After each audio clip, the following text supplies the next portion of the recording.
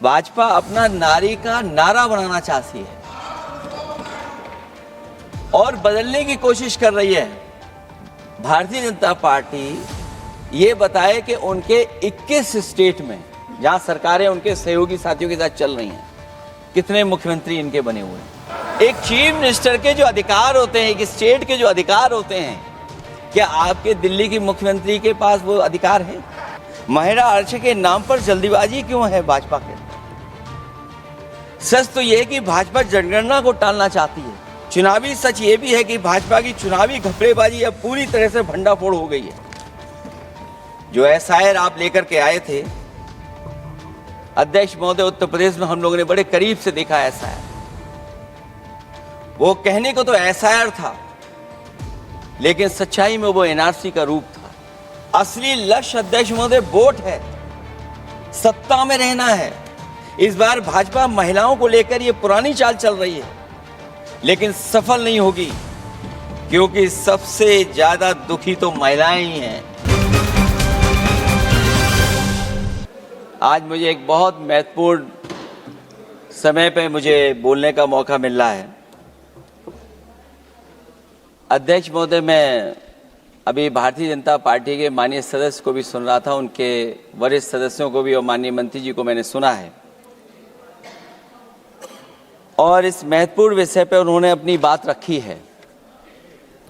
Samajwadi party महिला आरक्षण के पक्ष में है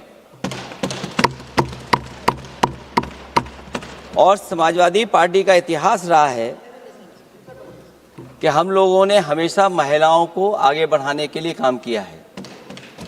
हमारे नेता जिनकी विचारधारा पे हम लोग आगे बढ़ रहे हैं, डॉक्टर राम मनोहर लोहिया, उन्होंने हमेशा जेंडर जस्टिस और सोशल जस्टिस की बात की है।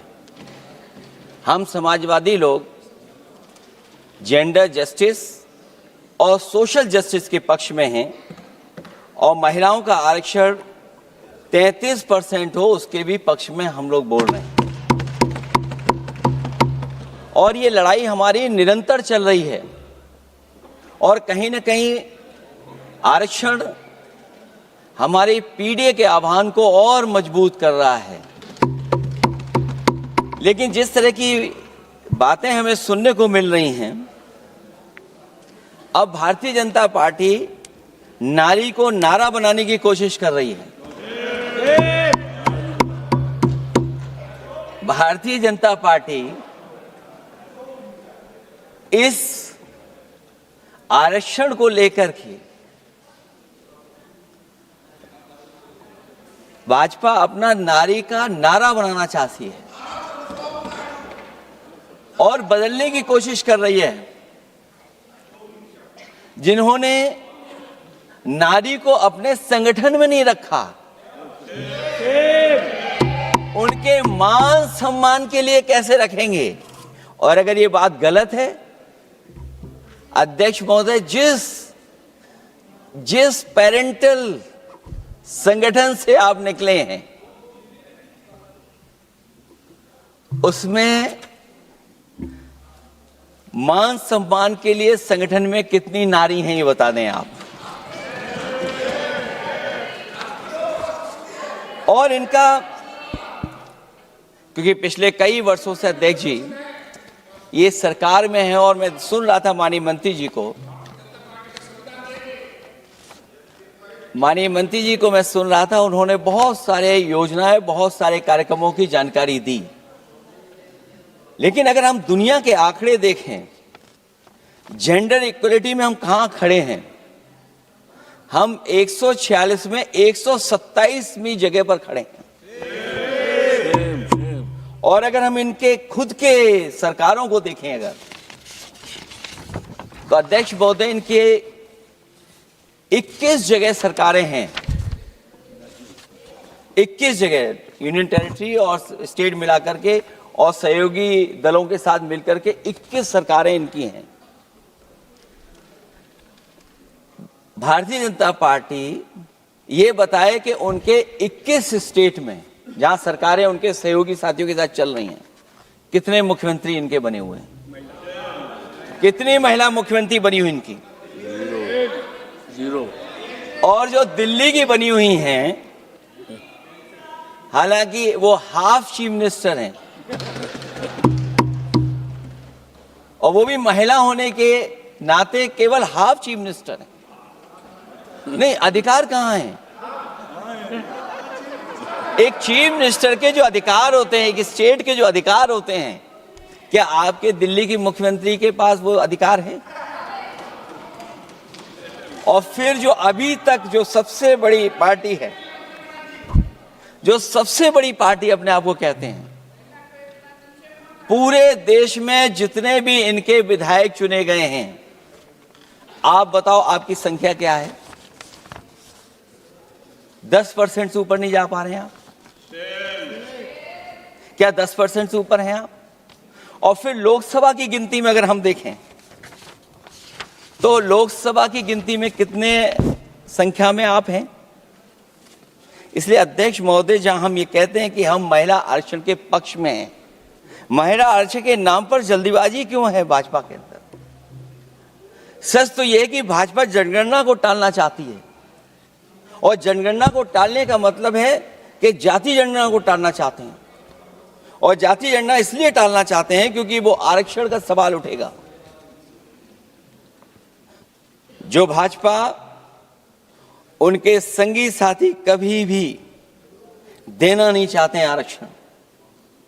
भाजपा को यह भी अच्छी तरह याद है कि पीडीए में ए का मतलब आधी आबादी है, मतलब महिलाएं भी पूरी की पूरी उसमें गिनती में आती। एक बड़ा चुनावी सच ये भी है कि भाजपा की चुनावी घपलेबाजी अब पूरी तरह से भंडाफोड़ हो गई है। जो एसआईआर आप लेकर के आए थे अध्यक्ष महोदय, उत्तर प्रदेश में हम लोगों ने बड़े करीब से देखा एसआईआर। वो कहने को तो एसआईआर था, लेकिन सच्चाई में वो एनआरसी का रूप था। और एसआईआर के मामले में जिस तरीके से वोट काटने का काम शुरू हुआ, मैं बधाई देना चाहता हूं अपने पीडीए प्रहारी और संगठन के लोगों को जिन्होंने वोट बचा लिया। जब पहली गिनती में हम लोग बचाने में कामयाब हो गए तो अध्यक्ष महोदय, भारतीय जनता पार्टी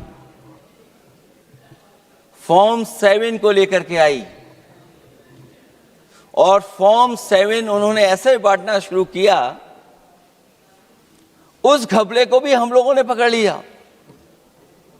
और जब उस घपले को पकड़ा तो पता लगा फॉर्म 7 बंद हो गया उत्तर प्रदेश में। फॉर्म 7 से कोई वोट काटा नहीं गया। अध्यक्ष महोदय, जो फॉर्म 7 काटने के लिए जिससे दस्तखत कराए थे भारतीय जनता पार्टी ने, उस व्यक्ति को दस्तखत करना भी नहीं आता है। असली लक्ष्य अध्यक्ष महोदय वोट है, सत्ता में रहना है, इसलिए आरक्षण को लेकर के आए हैं। भाजपा की यही राजनीतिक चाल रहती है। जब पुराने लोग ये समझ जाते हैं कि भाजपा किसी की सगी नहीं है, तो हर बार भाजपा कुछ नए लोगों को अपने लुभाने जुमलों में फंसाती है। इस बार भाजपा महिलाओं को लेकर ये पुरानी चाल चल रही है, लेकिन सफल नहीं होगी, क्योंकि सबसे ज्यादा दुखी तो महिलाएं ही हैं। देश की सबसे बड़ी आबादी के वर्ग, मतलब पिछड़े वर्ग की महिलाओं के बारे में चुप्पी साधे बैठे हैं। ये बात अध्यक्ष जी समझ में नहीं आ रहा है, क्योंकि जब हम लोग प्रधानमंत्री जी को सुनते थे तो वो ये कहते थे कि हम पिछड़े वर्ग से आते हैं, हम आप जैसे ही हैं, पिछड़े हैं। लेकिन जब आरक्षण की बात हो रही है तो पिछड़ों की संख्या इसमें कितनी है, हमें उम्मीद है कि सरकार इस पर जरूर बात अपनी रखेगी। ये संशोधन के नाम पर जो जल्दीबाजी दिखा रहे हैं, दरअसल उसके पीछे भाजपाइयों की मंशा है कि जनगणना न करनी पड़े, क्योंकि अगर जनगणना करनी पड़ेगी तो जातिवार आंकड़े भी देने पड़ेंगे और जातिवार आरक्षण भी। ये भाजपा का एक बहुत बड़ा षड्यंत्र है, जिसमें जनगणना आधारित परसीमन को नकार कर पिछड़ों का अधिकार लूटा जा रहा है। ये लोकतंत्र के खिलाफ खुफिया लोगों की गुप्त योजना है, जो अब तक स्वीकार नहीं, जब तक प्रक्रिया के साथ हम लोग स्वीकार कभी नहीं कर सकते, जब तक इसका लागू करने का तरीका ठीक ना हो। अगर पिछड़ों की आबादी कम से कम अगर हम ये गिन लें कि 70%, 80% से ज्यादा है, अध्यक्ष महोदय, अगर हम उनको 66% मान लें तो इनकी आबादी कम से कम पिछड़ों की 33% होगी, आधी आबादी की जनसंख्या, जिनके हक की बात तो है ही नहीं इसके अंदर। इसका मतलब यह हुआ कि पिछड़े वर्ग की 33% महिलाएं, उनको हक देना नहीं चाहते ये लोग, हक उनका छीनना चाहते हैं। जो डिलिमिटेशन का साथ साथ लेकर के आए हैं,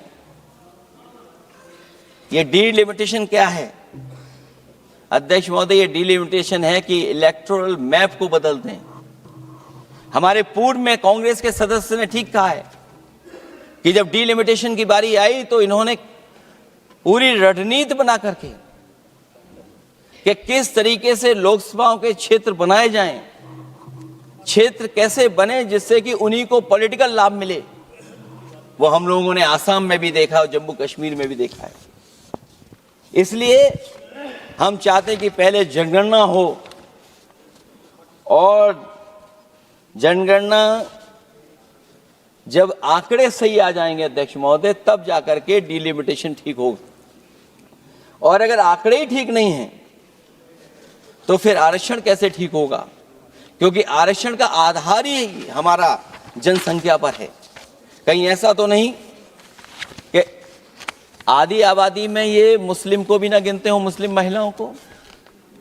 इसलिए हमारी मांग होगी कि आधी आबादी में पिछड़े और मुस्लिम महिलाओं को भी जोड़ करके इस आरक्षण को पूरा किया जाए।